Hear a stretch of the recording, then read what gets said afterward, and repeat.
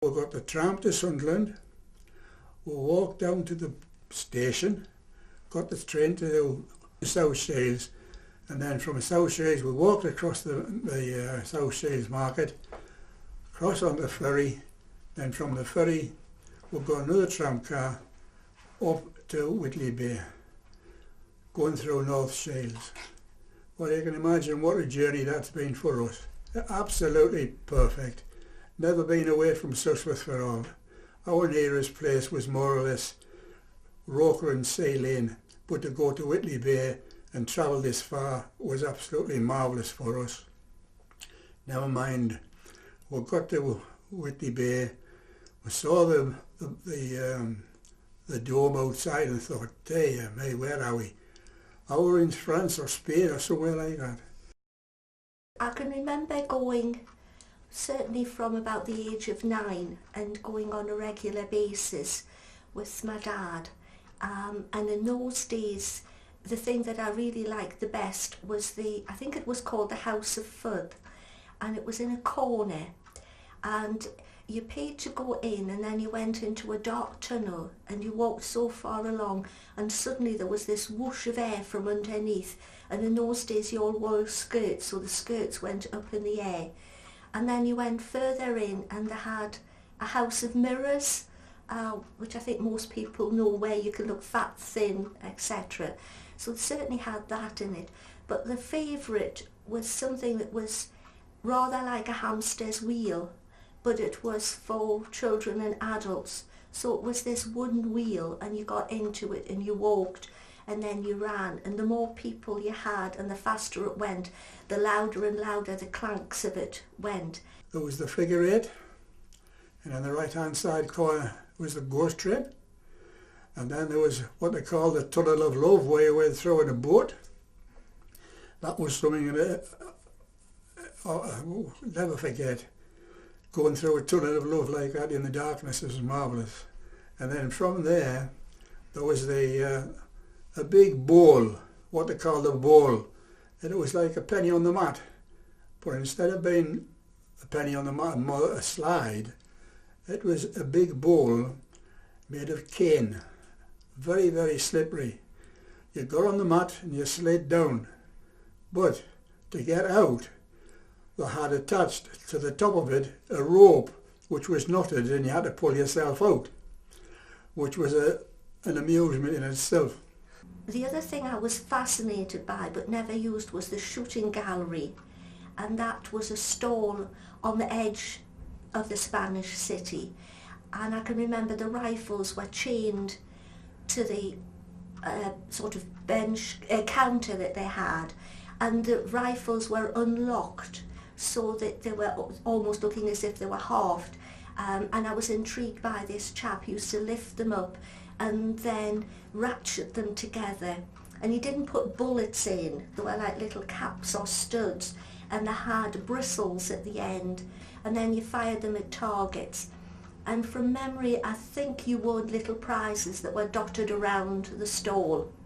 Opposite the entrance from the White City itself was the boating lake with the paddle boats. Well, to get on a paddle boat in an area like that was something different. I mean, I'd never seen a paddling boat, never mind being in one. Then of course there was little bits of stalls round about inside, roll your own pennies and things like that. Roll them into slots where you got your money back, or if you got tuppence or threepence. And then from there was some on the left hand side where imitation tanks, which were more or less overloaded, and you went down the slope, and if you whatever slot you got this tank in, you got your money. No more than about 6p. 6p then was a lot of money. My first memories of coming down here would have been about 30 years ago, and my granddad used to bring us down when I was a little boy, and I lived Low Fell in Gateshead, so we used to get the bus along Low Fell down to Gateshead, and then we used to get the metro. Back then I think it was about 5p return. We used to get the metro down into Whitley Bay, and we used to come down here, and my granddad would always have a pocket full of pennies and 2p's, and we used to go on their little betting machines. We used to go on the ones where they had the little hand pull, and used to pull the lever on the side, And the little horse races, I remember there's always like a lot of the little horse races in there. I think you used to put your 2p in and the horses used to go along. Always a lot of amusements in there, always busy. We used to come down here and we used to have a little walk on the beach, and then we end up having some fish and chips, have a day down here, and then we would head off back home, get in the metro, back down back to Gateshead again, have a full day out down the coast. When the children were young, we used to come here quite a lot. They liked to go in there on the rides, you know, on the amusements and things like that. But the Spanish City was always a bit of a draw for teenagers. It was somewhere to hang out, somewhere to meet, and I can vividly remember my friend and I going on a Saturday. It would be the early to mid 60s. I'd be 14, 15, round about that age, and it was when tight jeans were very fashionable. And we used to come to Whitley Bay on the train, because it was before the metro, and the toilets that are down Watts Slope, we used to go in there and get changed. If you needed to go to the loo, my jeans were so tight I was stitched into them. So we used to have to run from the Spanish City, go down to the toilets in Watts Slope, unpick the stitching, do what you had to do, put your jeans back on and stitch yourself back into the jeans, back to see the lads at the Spanish City. I remember going on the rockets.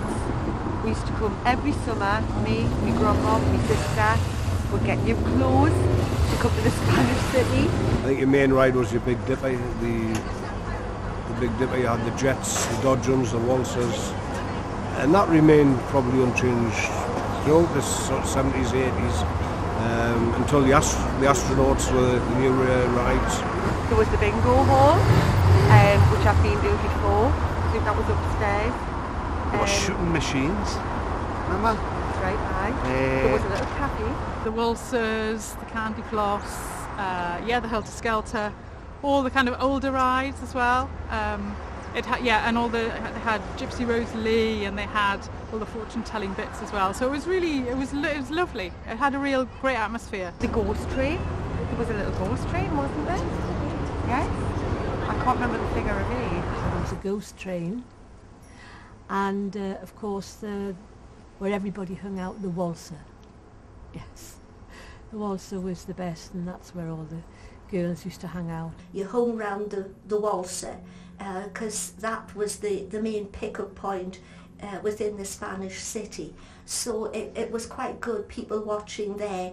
You could, it was usually the girls, you know how at that age you put more makeup on to make yourself look older. And if you could get a black leather jacket, you were really top of the pops. And then the young guys who took the money, you know, used to ride the waltzer as they always do.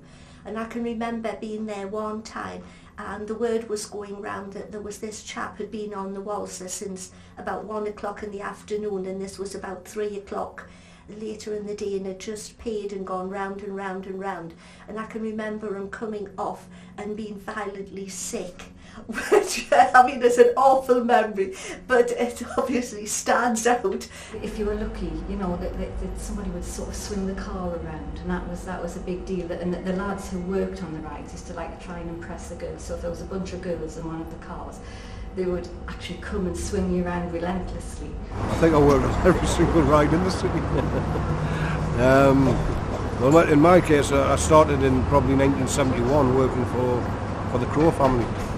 At that point I worked on the jets, on the Grand National, the Gallopers, which were their main rides. Then for a fella called Charles Beach, who came to Whitley Bay. That was the Demon's Den, the House of Fun, the Speedway at the time. After that we went onto the Dodgems and eventually onto the Waltzer.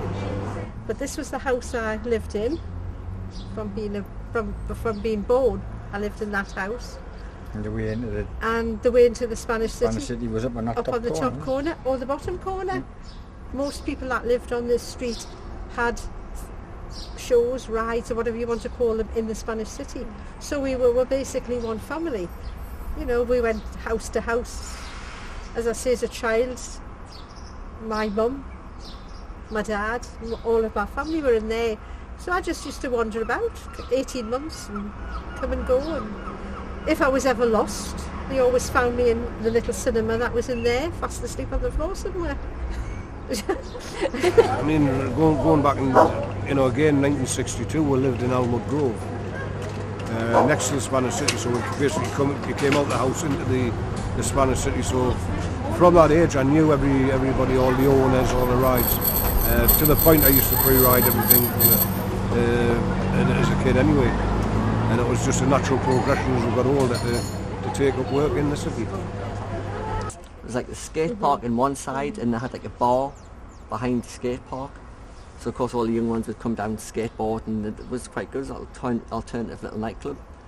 And then once they got the grant to get the big dome done, they sort of moved it across into the big dome, which was a bit more upmarket than Fast Eddie's was. Yeah, and redeveloped that and put on bands and DJs and that kind of thing in there. On a few occasions I was in there listening to bands. It was great. Lovely auditorium and great for sound, and you could have a nice drink and you could listen to a band, and it was lovely, good atmosphere and not too big. It would get nice where, where you were really rushed off your feet, particularly if there was a big band like Ash or Robert Plant played one night, and it was amazing. There was a lot of people there, and people just couldn't believe that Robert Plant was in Whitley Bay, which it is a bit bizarre when you think about it. It was a lovely place. I mean, when we went the first time, we never thought we were going to see something as magnificent as what it was to us. I mean, it was, Whitley Bay, look at that. The dome, the white dome. And of course, when we used to go along further onto the sand and look back, it was a magnificent building.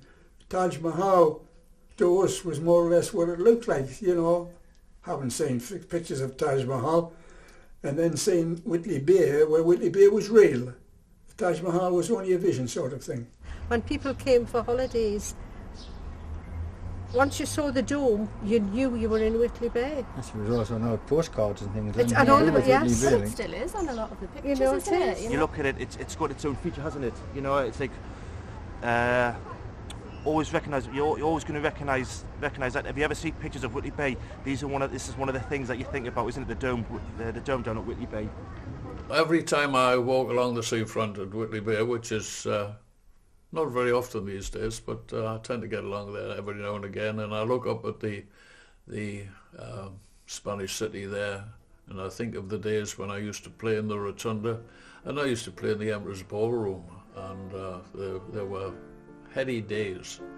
It was the days of the big bands, and Joss Q. Atkinson, who ran a musician's agency, had his brother Harry in charge of a band down in the Empress, and it was a big band, and they played Glenn Miller stuff, they played Les Brown stuff, and they played for public dancing.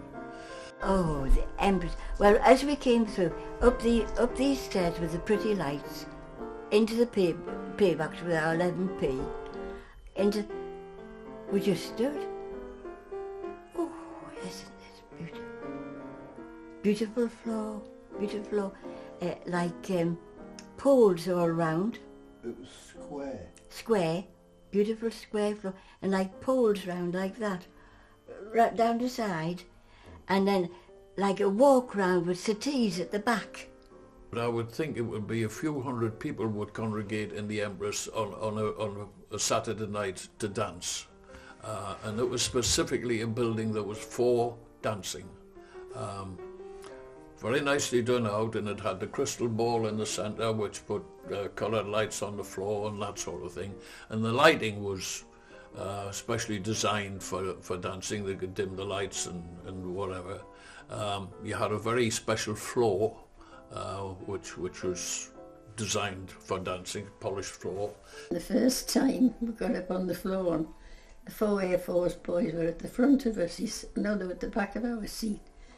And he says, "Do you mind if we join in?" I says, "Well, can you dance?" He says, "No." Well, I said, "I got to learn it how to dance, like." So anyway, we got up for the dance, and it was the Pally Glide. Well, that was a comical dance. And I says to them, "And watch your feet." I says, "When I move, you move, and do what you're told." He put his foot across the wrong way, and we all went on the floor. It was great fun that night. And I wasn't allowed to dance. Shame. But we used to go and watch. There was like a balcony, you could watch the dancing. I used to enjoy that. And just itch my feet under the seats.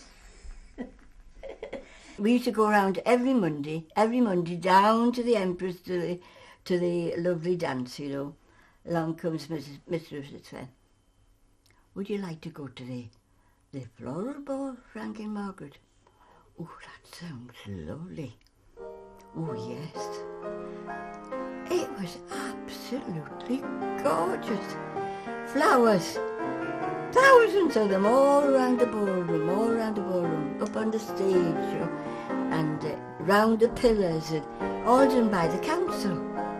Whitley Bay Council, they'd grown them out and put them in, you know.